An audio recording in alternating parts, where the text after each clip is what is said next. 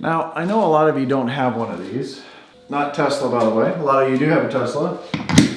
But not a lot of you have a compressor built into the frunk of your Model Y. I'm going to tell you today why I have that and show you how I have it wired up and show you how it works.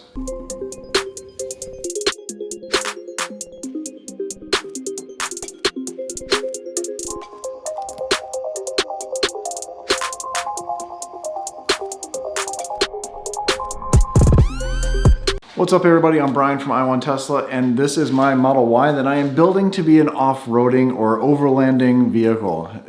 I'm calling it an EV lander because obviously it's an electric vehicle and I'm going to be taking it on a long trip this spring. There's certain things that you need when you're overlanding. Overlanding is really a journey to a spot, to a destination, like the Grand Canyon.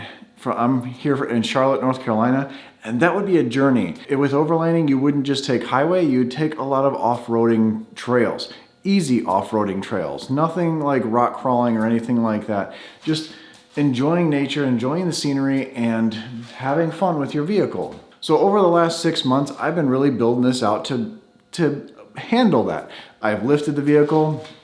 I've got some big wheels and tires. They're actually over there on the wall. I have some 21-inch low-profile tires on now. I've built a roof rack with lights on the top, skid plate underneath to protect the battery pack or the front of the battery pack and all the electronics and all the cooling for the battery. Part of off-roading is a compressor. You need some way to pump your tires back up because when you go off-road, in gravel road, you don't want 42 pounds of pressure in your tires like you do on the highway with a Tesla. You want to air those tires down. And when you air the tire down, instead of, say, this is the tread, instead of the tire being like this, when you air the tire down, you have a wider footprint and plus elongates that footprint so you have more traction off-road. Same thing if you get stuck in snow. If you're buried in snow, you don't want to have 42 pounds of pressure in your tires. You want to let some pressure out so you have more traction. When I'm on the highway with those tires, I have them right around 37 to 38 pounds because it's a bigger tire. It's a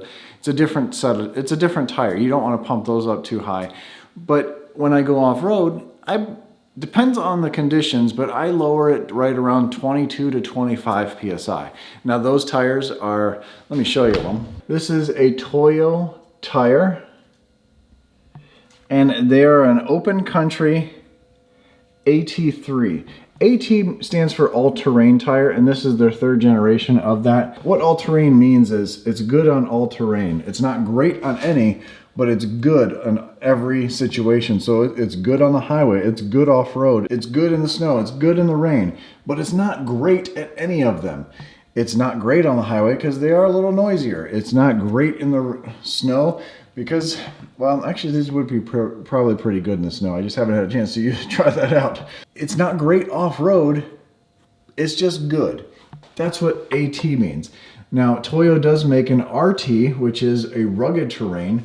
That's actually what I wanted out of these, but they don't make them in this size to fit the Tesla. It's upside down. It's a 245/60 R19. I have them on some Martian wheels, MW03 wheels. They're 18-inch wheels. They fit over the performance brake calipers. These are awesome wheels. They're very lightweight, very strong, very good aluminum wheel. This has a custom offset, so it sticks out a little bit. And this is probably the biggest tire you can probably go with. This is like a 29.5-inch tire, not quite a 30. The sidewalls have a good sidewall rating as well, so it allows the tire to be deflated quite a bit. You could actually go lower than 20, but the car freaks out because of the Bluetooth sensors in the TPMS sensors. The car freaks out when you get under 20. The car thinks you have a flat tire. Now, I do have something in the car that I reviewed that probably would change that because then the car wouldn't be reading what the tire pressure is. I can lower this all the way down, probably to 15 if it's really bad. Say I'm in sand, which I do plan on going through some sand. I can lower this all the way down to 15, really get good traction and be able to get through the sand really easily. And that's something we're gonna have to test out. Toyo tires, open country, AT3s is what I recommend for this. Now you can get, there's other tires you can get for this as well, but that's what I went with along with the Martian wheels. Awesome, awesome wheels. This is a custom color with a custom offset and everything. Just get the standard offset with either black, gray, or whatever, and you'll be extremely happy with them. Now those big tires take quite a bit of air. There's a lot of volume of air in there. Now, again, I do pressure them up to 38 pounds. So I reached out to a company called ARB. ARB is well known in the industry of off-roading for their compressors, their roof racks, their refrigerators, their electronics and everything. And they sent me out 2 items I'm gonna show you today. First, I'm gonna show you the compressor. So this is the compressor right here. This is the single ARB compressor. They do have a dual compressor with a larger tank. This is just the air tank right here. What I have here is really a mess of spaghetti wires here, and because I'm still kind of tweaking this a little bit. I have a ground over here along with the power feeding into this line here. It's got its own inline fuse, the large fuse that goes directly to the battery right here. And yes, I do have a lot of things set up in here, and I'll probably go over those eventually. I probably have a lot more than I should attached to this. This is my power frunk, which I might take out and sell it to one of you guys if you want me to put it in your car for you. But I have a 50 amp breaker right here.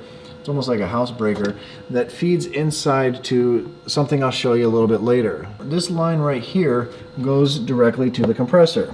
Going back into the car, I do have a 40 amp relay for this, which that's what these wires go to. It tells this to turn on when it calls for it in the other one. So this has a pressure regulator in there as well. So when I hook this up to, well, here's my connector, by the way. So every compressor has a connection right here. I drilled a hole in the side of my frunk here, ran the wire back to the compressor here, and all I have to do is hook it up that way. And then with the end of the hose, I could just run to this wheel, or to this wheel, or the other side.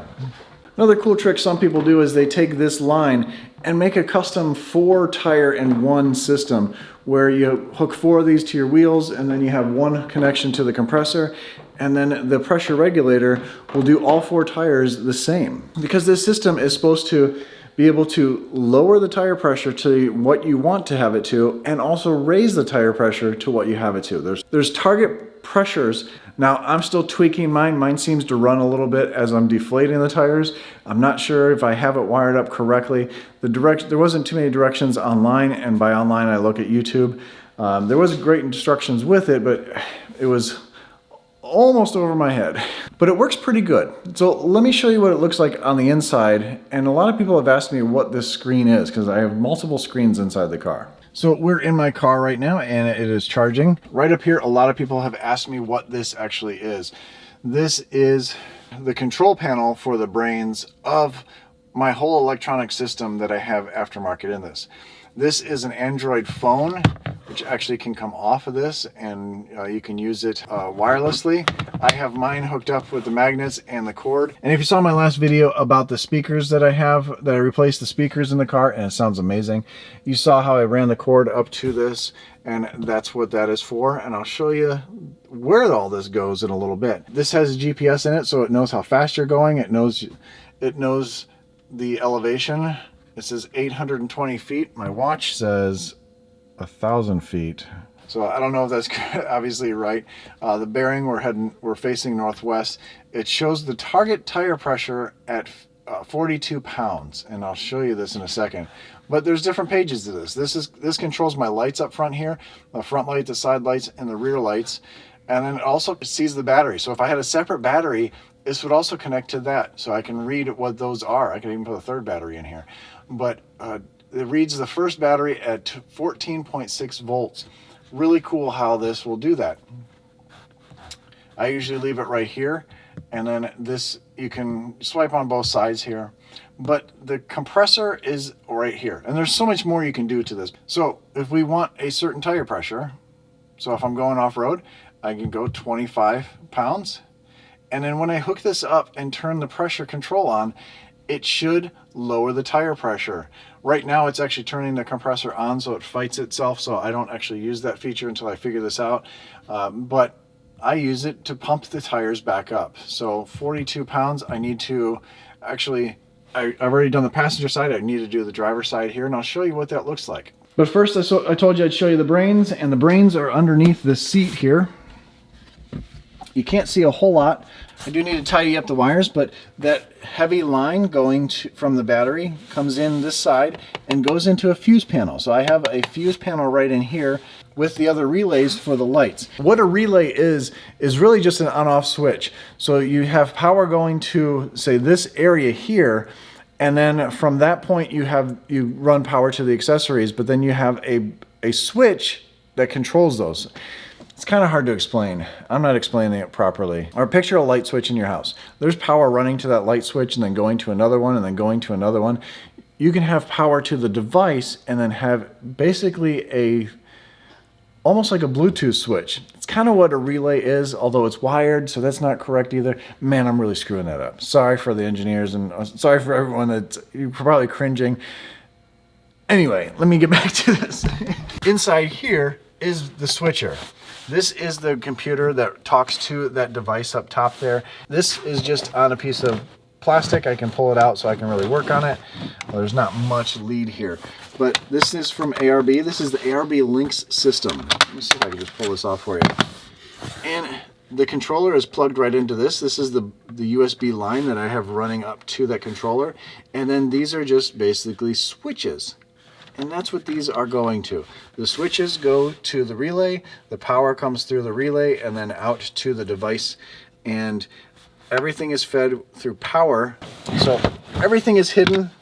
I'll clean that up a little bit.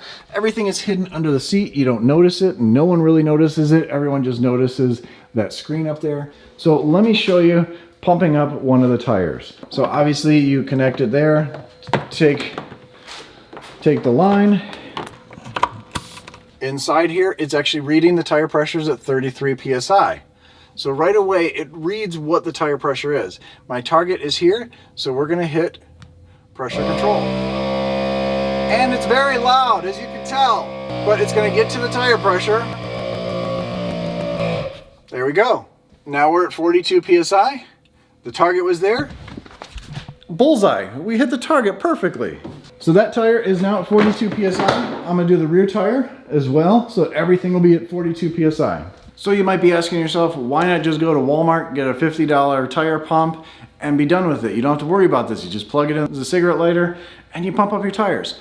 Well, when you're down to 20 psi or 17 or 15 psi, and you go all the way up to 40 psi, that little pump is going to run very, very hot. And it'll probably burn up before you get through with the first tire. So then your other 3 tires, you're screwed. You can't do anything. I mean, if you wanted to buy 4 of those things and just use them one time, it's probably what would happen. This compressor from ARB, well, that's really the difference. This is a compressor versus a tire pump. This compressor can actually run power tools. Let's try that out.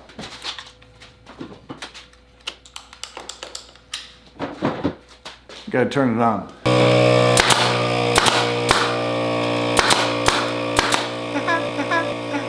The tire pump that you get from the store can't do that at all. So you've heard the expression, you get what you pay for, and that is what happens with this. If you go on off-road somewhere, you're in a remote place, you definitely have to have your tires pumped up. You might not see anybody, so you want to be able to have something that works. That's why I went with ARB with this. I guess an overkill thing, you don't have to have that controller, you can just have switches to turn it on. And actually now they have a Bluetooth version of this where you can use your phone app and get to that tire pressure. Works just great. I think the Bluetooth one, probably a little bit better. I'll have that link down below, but really cool device. I've used it quite a bit, showed it in a couple videos, but I really haven't shown the workings behind this. So I hope you enjoyed that. That was just a quick little run through of my compressor and electronic system that I have for the overlanding stuff. I have a lot more off-roading stuff coming up with this channel. I'm going to be exploring a lot of cool places. I got a lot of cool products coming to help you enjoy being outside. Take your family outside. You know, I think COVID's going to be around for quite a while, so taking your family to different places is going to be very tough. So I think enjoying the outside, enjoying nature, and getting out and doing some extra different stuff that you're not used to, I think that's what's going to happen in 2021, 2022. People are just going to start enjoying their vehicles and go out and do some different stuff. Go camping, go exploring, take a day trip, go somewhere. If you live close to some mountains, do a couple extra things to your car to really enjoy that experience. And bring your camera, because there's some really cool things you can see out there. If you're not anywhere near those, please follow the channel, subscribe to my channel, because I'm gonna be taking you through the lens to all these campsites on the East Coast, the West Coast, and all the way in between. Thanks for watching, hope you enjoyed this. As always, stay awesome, stay positive, and I'll catch you on the next one. See ya. Now I gotta go do that last tire.